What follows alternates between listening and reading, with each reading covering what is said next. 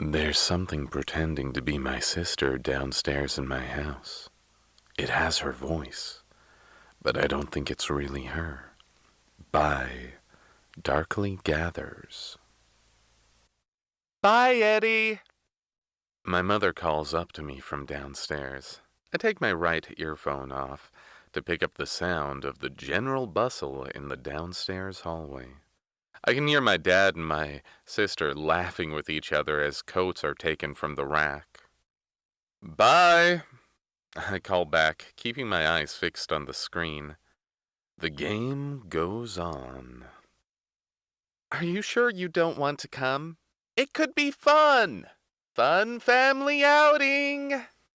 My mom calls up in one final plea to try and convince me to go on this family outing. I roll my eyes. Nah, Ma, I'm good. Have fun. My sister calls up, trying to add her 2 cents into the argument, as usual. Come on, Eddie. Don't sit around in the house like a loser all day. Sorry, sis, some people are born losers. Some people achieve loser things, and other people have loserdom thrust upon them. It is my calling, and I must see to it. Goodbye. All right, hon. See you when we get back. Yeah, later, loser. I can hear my mom gently chiding my sister as they walk out the door. I can't make out the words, but I've heard the conversation enough times to know it's something along the lines of, "You should be nicer to your little brother." I don't care. I know it's good-natured in the end. Their voices are fading out as the footsteps take them further and further away. The front door is closed. I can hear it being locked. Awesome! Some peace at last. I don't have to worry about anyone barging in and interrupting me, because I've got some hardcore gaming to do. I return my headphone to my ear and reinvest my full attention into the matter at hand. Securing a victory, I gotta keep my current ranking up, a second loss in a row. And my score will tank. And I can't afford that right now. Click, click, click. I tap away at the keys. Explosions rattle in my ear as I navigate the environment. Fully engrossed, muscles tensed, as I do my best. At last, bringing the round to a close. I clap my hands in victory and lean back, the chair squeaking as I do so. I slid off my headphones and took a moment to revel in my victory, listening to the soft patter of the rain against the window. The day is gray and overcast. A wind gently sways through the trees on the outside. I glance at the clock. Oh, damn. It's been almost an hour already. Well, time sure does fly when you're kicking ass. I spun around in my chair, drumming my fingers against the desk, catching a quick reflection of myself in the screen as it loads. Well, here I am, once again in front of my computer.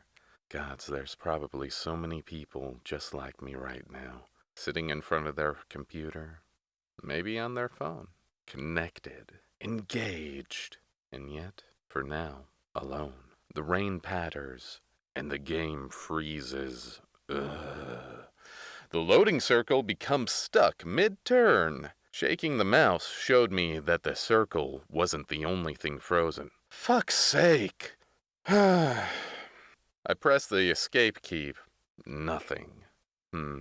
As I prepare to hit Control-Alt-Delete as a last effort before restarting, I hear a noise from downstairs.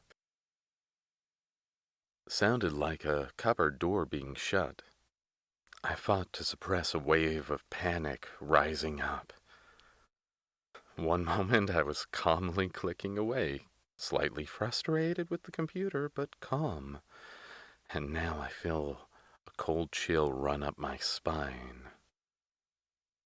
All my senses are primed, and I become hyper-aware of the sound of my breathing, of the beating of my heart. Maybe it was my imagination. Maybe the sound was something else. Did it come from outside? But as I listen, it comes again. Another cupboard. And then what sounds like the fridge? It's okay. Don't panic. Don't panic. Serial killers don't go looking through cupboards and fridges. Do they? I creep to my door and slowly, ever so gently, ease it open, slipping out into the corridor, tiptoeing to the banister of the stairs, listening out for some more clues. I hold my breath, and then, as I hear water start flowing into the sink, I allow myself to relax a little. Killers don't wash their hands before murder. What would be the point? I'm summoning up the courage to call down when I hear a voice call up first. All my tension starts to fade away as the voice is my sister's. Hey, Eddie, I've got some food for you down here. I call back. Oh, great! Did you stop at the cookie place on your way back? Please tell me you got the caramel ones. There is a pause. Just come down and see. I hear stuff being moved about on the counter. Taking a glance at the clock, I thought to myself, they haven't been out very long. I wonder why they came back. Maybe the rain changed their plans. I press and hold down the power button, then return through my door to the top of the stairs. Hey, how come you guys are back so early? There is no response. The door to my parents' room is open. I glance through it to see the rain washing gently down the window at the room's far side. For some reason, I started to feel this uneasy feeling quietly creeping into the back of my mind. Lois! I called down, hesitating by the banister. Where's Mom and Dad? Silence. I walked to the length of the hallway, passing by a little window looking over the street outside. There was just an empty place where my parents' car should be. Cautiously, I walk up to the top of the stairs, looking down into the hallway below. The lights are all off. An unsettling dark aura seems to seep through the shadows and up the stairs, twisting its way towards me. A voice calls up from within the dark. Come on, Eddie! Come downstairs! It sounds just like my sister's voice, coming up from the kitchen. Come see what I have for you! After the voice stops, it was as if all the sound up into that black miasma disappeared. No cupboard doors moving, no shifting of bags or jingling of keys, just the silence of an empty house and the gentle patter of the rain outside. I realize that my hands are moist from sweat. What the hell is this? My mind raced to make sense of all of this. Eddie, come on, man. Just pull yourself together. Felt compelled to stay in place. I wanted to know what was going on. Yet some unseen force seemed to hold me in place, keeping me from taking even one step down those stairs. Lois? I tried calling to her, hoping that she could put my fear to rest. But my voice fails me, barely traveling past my lips. I cleared my throat. My mouth felt incredibly dry and uncomfortable. I tried to work my tongue around to get some saliva. Eddie! Eddie, come downstairs! Your food is getting cold! When did you get back? Where's the car? Silence. Lois?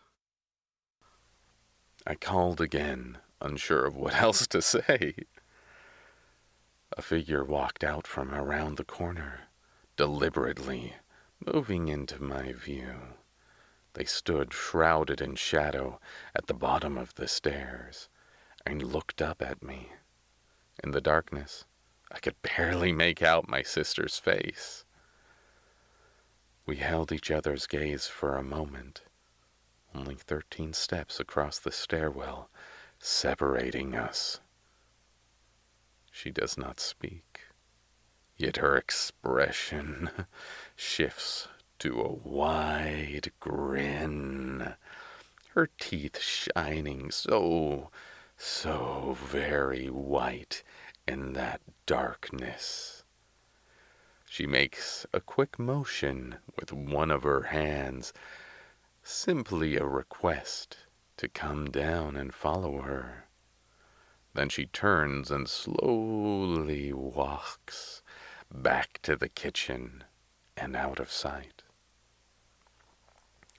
After she is out of sight, I once more hear her voice calling up to me. Come on, Eddie! Come on, see what I have for you! The hairs on the back of my neck all rise in cold alarm. I don't follow. I clench my jaw, feeling the blood freezing in my veins as I force myself to make a hasty retreat to my room, closing the door shut with enough force that I could hear the thud of the door going into its frame and reverberating into the walls. Less than 1 second later, in that exact same instant, I hear the unmistakable sound of something barreling up the stairs, knocking carelessly into the banister as it rapidly ascends with cracks and clamoring. I cry out loud in terror with a surge of adrenaline. I grab hold of my chest of drawers. I haul it across the floor into place, blocking the door. My potted plant falls off, landing with a dull thump by my feet, soil spreading across the carpet. My heart hammering in my chest as I stare at the door, tensed and waiting for the handle to start rattling, waiting for something to throw itself against the door from the opposite side. But the minutes tick by excruciatingly slow. The sound of the sudden racing up the stairs ended as quickly as it began. With utmost caution, I tentatively pressed my ear against the wood, trying to calm my deep breathing enough to listen. I strained to hear for any sign or clue as to what the fuck was going on. My sister's voice whispers from the other side. Open the door, Eddie. I laid back from the door in horror, fumbling around on my desk for my phone, too afraid to look away. I grab it and tap on the passcode, my shaking fingers failing the password the first time. And the second. The thing on the other side of the door is not knocking. It does not try to force its way in.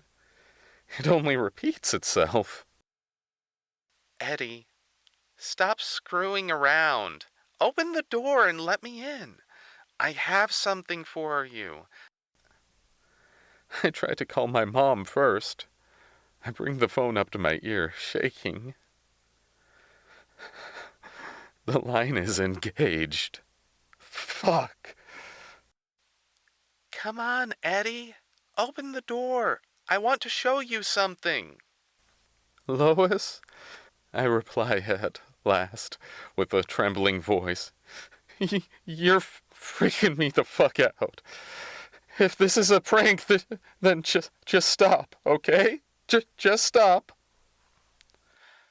Open the door, Eddie. Open the door, Eddie. Open up and let me in. You need to see this. Please, come with me. Please, if it's a prank, I forgive you. Just stop messing with me. Silence. And then, just come downstairs. You need to come downstairs with me. Just follow. Screw this. Next up, I call the police. An overreaction, perhaps, but better safe than whatever the hell this is. The tone sounds through the phone. There's a click. Then, 911, what's your emergency? I take a deep breath. Hello? 911? There's an intruder in my house. I whisper, at least as quietly as I can. Though evidently, my sister hears. Her voice was risen in pitch. I don't think she likes this development. Eddie, you need to open the door. Let me in. You need to open the door. You need to open the door. Let me in. This is really important. Really important. Something about the way she says those final words sets my teeth on edge. It wasn't slurred.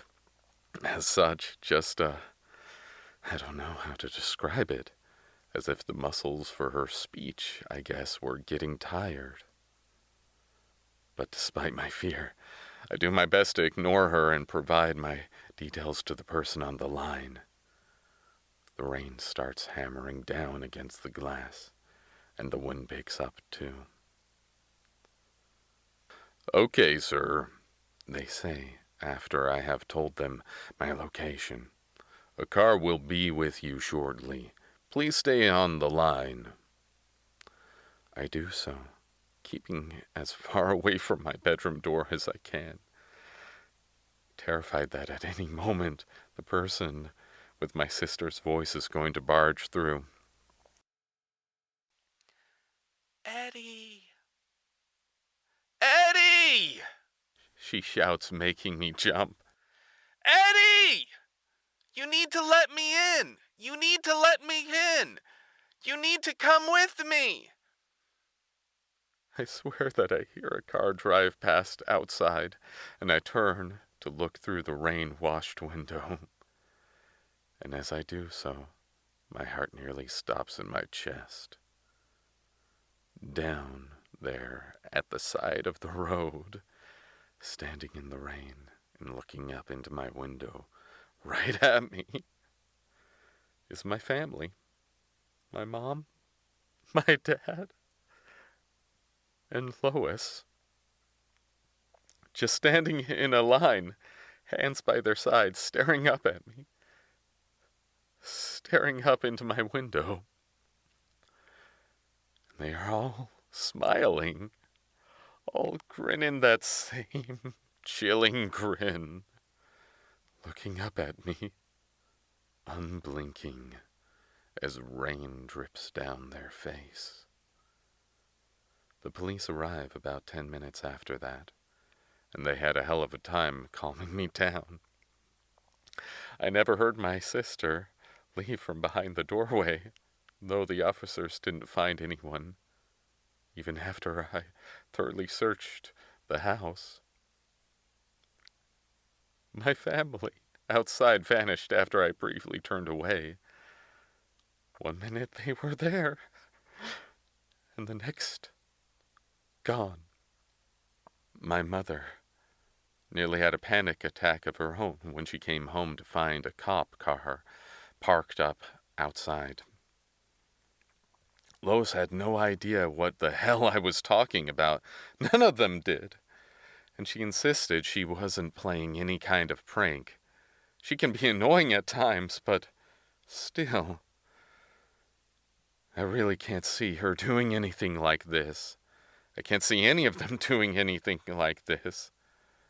I had to wait to see their mouths move in time to their speech before I felt comfortable even being around them. It's been about a month since that all happened. I haven't experienced anything else even remotely like it. But fear has a way of sticking with you. There are nights where I wake up in a cold sweat, and there are also times where everything seems fine, but then my heart will start racing out of nowhere. My parents bought me a lock on my door. That helps a little. There is one other thing that's changed. When my family asks me to go out with them, I say yes.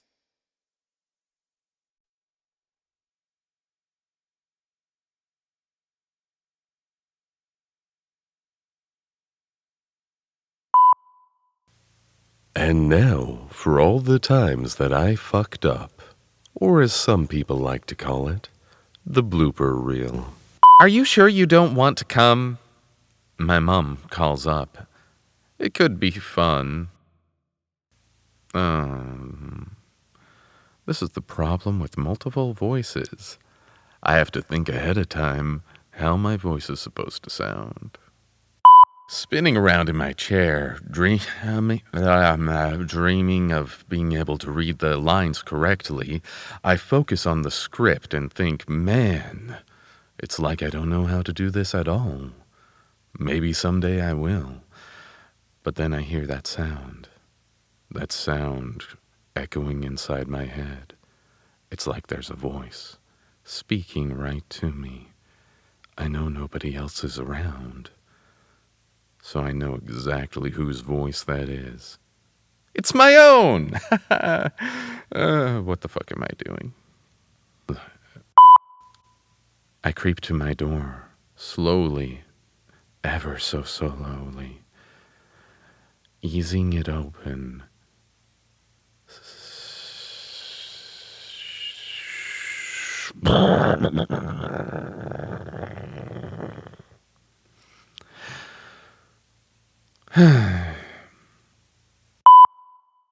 I hold my breath, and then as I hear I skipped lines. I hold my breath, and then as I hear water start flowing into the sink, I allow myself to relax a little. Come on, killers don't wash their hands before a murder. What would be the point? You wash your hands after the murder.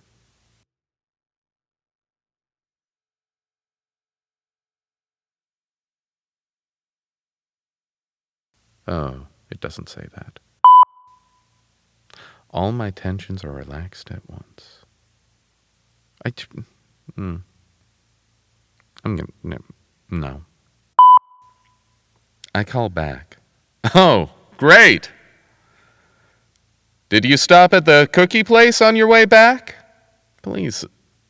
Oh. Just come down and. I heard this as a threat. What is a namnar? Those were supposed to be out of stock at the cookie place for months now. Did they finally get the recipe again? Oh, sheer. I'm so scared because I know what the secret ingredients of a namnar is. Secret ingredient is love. I hear stuff being moved about in the center. Fuck. Lois? I try calling to her, hoping that she could put my fear to rest. But my voice fails me. It doesn't travel back.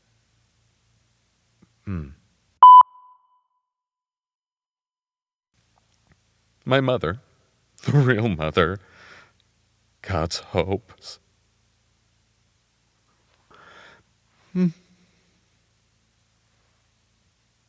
My mother, the real mother, I hope, nearly had a panic attack of her own when she came home to find a cup. Yes, the terrifying cup.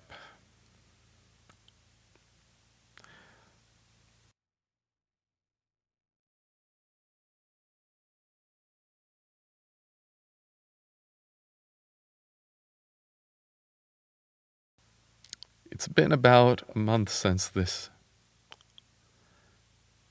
but I still get anxious. There's something pretending to be my sister downstairs in my house. It has her voice, but I don't think it's really her. By Darkly Gathers. Bye, Eddie! My mother calls up to me from downstairs. I take my right earphone off to pick up the sound of the general bustle in the downstairs hallway.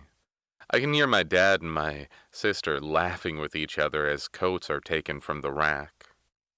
Bye! I call back, keeping my eyes fixed on the screen. The game goes on.